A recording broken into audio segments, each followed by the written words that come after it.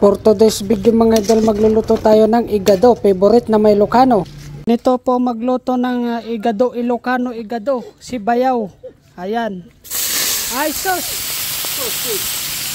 Ale, sige, kiwar na kiwar, mga tuto daw. Sige, dumagdagsan.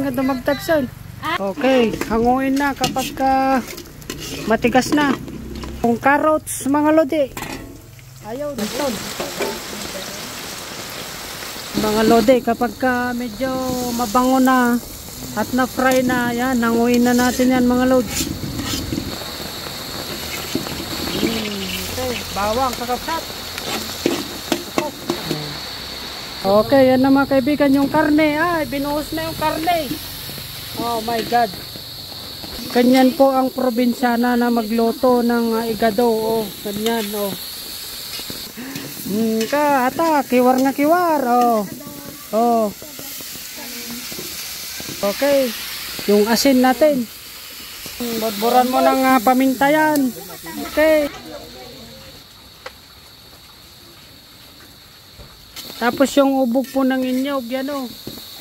Yan, yung ubod po ng nyog yan. Guys, yung kulay white na yan o. Coconut lang. Ayan, yung soy sauce natin, nilagay na natin. Tapos halo-halo na naman mga boss. Yung atay natin, panghuli, siyempre. Para hindi madurog mga idol yan. So, wag masyado nang haluin dito. Ayan. Dahil tan, ipisok tayo dajay. Napriton nga ako. Tatas na kada karot sili, naglalao pa. Ayan, yung green peas natin, nilagay natin mga boss. Hindi masain. Sa tayo kanto oyster sauce na guys. So yan o, oyster sauce yan. Huwag masyadong marami. Ayan, tignan ninyo, sarap niyan. Halo-halo man yan.